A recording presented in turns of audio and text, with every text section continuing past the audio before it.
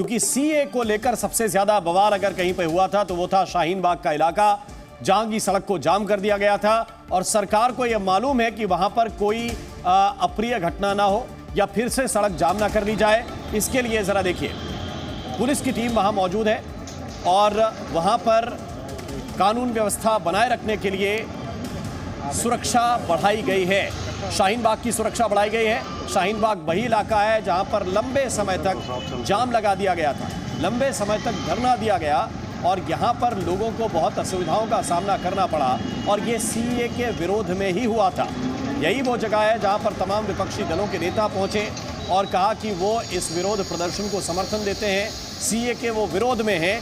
और फिर वही नेता अब ये भी पूछ रहे हैं कि आखिर इस कानून को लागू करने में देरी क्यों हुई। लेकिन जरा देखिए, दिल्ली में कई इलाकों में सुरक्षा बढ़ाई गई है और जिनमें से शाहीन बाग का जो इलाका है वो प्रमुख है, क्योंकि यहां पर पहले भी काफी हंगामा हुआ, काफी विवाद हुआ और काफी वक्त तक, लंबे वक्त तक सड़क को जाम कर दिया गया था। यहां से लोगों की आवाजाही बाधित हुई थी। तो ये तस्वीरें भी इस वक्त हमने आपको दिखाई।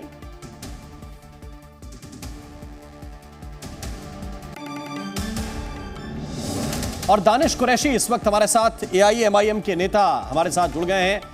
दानिश जी, क्या कहेंगे? सीए अब पूरे देश में लागू कर दिया गया है।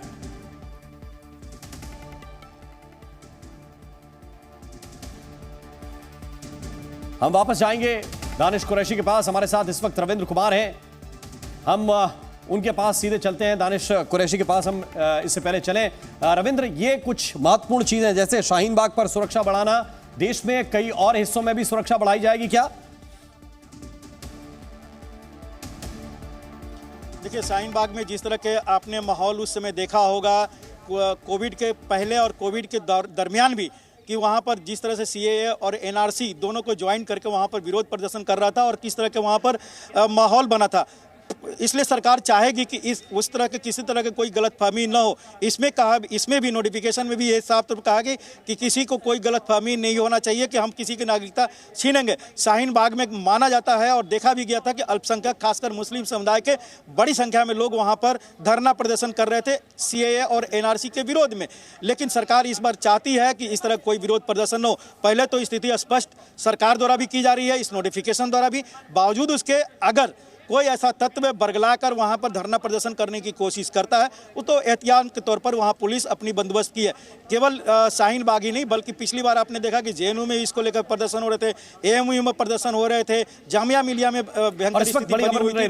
कई ऐसी जगह लौट कर आऊंगा। सीए लागू होने से पहले कांग्रेस का बयान आया है, सीए लागू होने पर चुनाव को देखते हुए सीए लागू किया गया है। कांग्रेस का यह बयान आया। जयराम रमेश ने कहा है कि सीए को चुनाव को देखते हुए लागू किया गया है। इस वक्त की बड़ी खबर आपको बता रहे हैं, कांग्रेस का यह पहला आधिकारिक बयान सीए लागू होने के बाद, जिसमें जयराम रमेश ये कह रहे हैं कि चुनाव को देखते हुए ये कानून लागू किया गया है।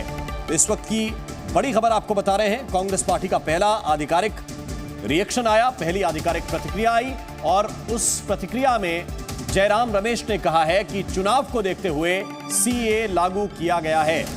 रवि त्रिपाठी हमारे साथ हैं। रवि, जयराम रमेश कह रहे हैं कि चुनाव को देखते हुए सीए लागू किया गया है, लेकिन एक सवाल और कि जब आया था यह कानून, तब से लेकर अब तक कब कांग्रेस ने कहा कि इसको तुरंत लागू कर दीजिए? बिल्कुल सही कहा आपने, ये सवाल आपका सही है, क्योंकि कांग्रेस ने शुरू से इसका विरोध किया है। कांग्रेस कहती है कि इस कानून को नहीं बनना चाहिए, इस कानून को बनाने से देश में माहौल बिगड़ेगा। कांग्रेस का कहना है यह, और चाहे टीएमसी का कहना है कि अगर आप हिंदू आबादी जो बाहर बांग्लादेश से आए, चाहे बौद्ध आबादी, चाहे सिख आबादी को आप मौका दे रहे हैं यहाँ नागरिकता में, तो मुस्लिम्स भी जो उस समय आए उनको भी नागरिकता मिलनी चाहिए। यही कांग्रेस की मांग है, यही टीएमसी की मांग है, यही तमाम विपक्षी दलों की मांग है और इसी वजह से ही ये लोग इस कानून का विरोध कर रहे हैं। लेकिन अब चूंकि राजनीति है, तो राजनीति में कांग्रेस कहेगी कि चुनाव से पहले आप इसको कानून को लाकर आप इसका राजनीतिक फायदा उठाना चाह रहे हैं और बीजेपी राजनीति करती है, तो इस वजह से जानबूझकर इस समय इस कानून को नोटिफाई किया जा रहा था ताकि इसका फायदा लिया जा सके चुनाव में। तो दोनों के कहने का चुनावी जवाब सवाल तो चलेगा, लेकिन हकीकत यही है कि बीजेपी अपने फायदे के लिए कर रही है और कांग्रेस भी अपने वोट बैंक को साधने के लिए बार बार ये बोलती रहेगी कि ये गलत किया गया है, चुनावी फायदे के लिए किया गया है, क्योंकि उसको भी अपना एक वोट बैंक साधना है। अगर बीजेपी को एक वोट बैंक साधना है तो कांग्रेस भी एक जो वोट बैंक, मुस्लिम वोट बैंक जो उसको लगातार के साथ खड़ा रहता है, सबसे महत्वपूर्ण जो पॉइंट है वो पहला पॉइंट है और उसको समझना पड़ेगा। मैं दानिश कुरैशी साहब के पास चलता हूं, लेकिन पहला पॉइंट पढ़ना यहां जरूरी है क्योंकि इसमें बहुत स्पष्ट लिखा गया है कि 3 पड़ोसी देशों से धार्मिक आधार पर प्रताड़ित होकर आए शरणार्थियों को, जिन्होंने कि दिसंबर 2014 से पहले भारत में शरण मांगी थी, उनको नागरिकता देने का यह कानून है। यानी 2014 से पहले आ गए थे ये लोग जिन्होंने शरण मांग ली थी, और सरकार 2014 के बाद बनी और अगले 10 साल के लिए यह सरकार काम कर रही है। दानिश कुरैशी, सवाल इस बात को लेकर है कि आप क्या कहेंगे सीए को लेकर?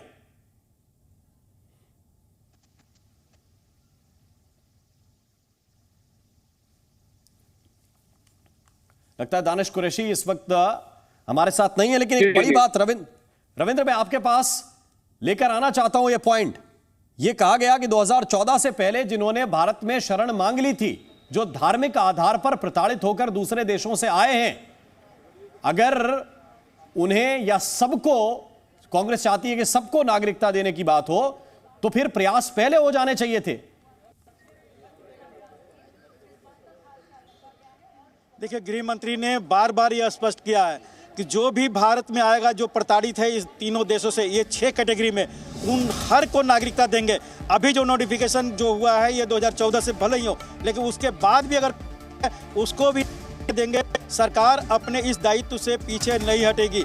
ये साफ तौर पर सरकार का स्टैंड है, इसमें कोई इफ बट नहीं है। ये बातें गृह मंत्री अमित शाह का कहा हुआ है, तो जाहिर सी बात है भले ही जयराम रमेश या कांग्रेस कह रही हो कि अब तक क्यों नहीं, सबको मिलेगा, ये सरकार का कहना है और इस पर दृढ़ हम किसी को छोड़ेंगे नहीं। जो भी इन तीनों देशों से इस 6 कैटेगरी में आएगा, उसको सामान्य प्रक्रिया पूरी करने पर उसको नागरिकता हम देंगे ही देंगे। ठीक है।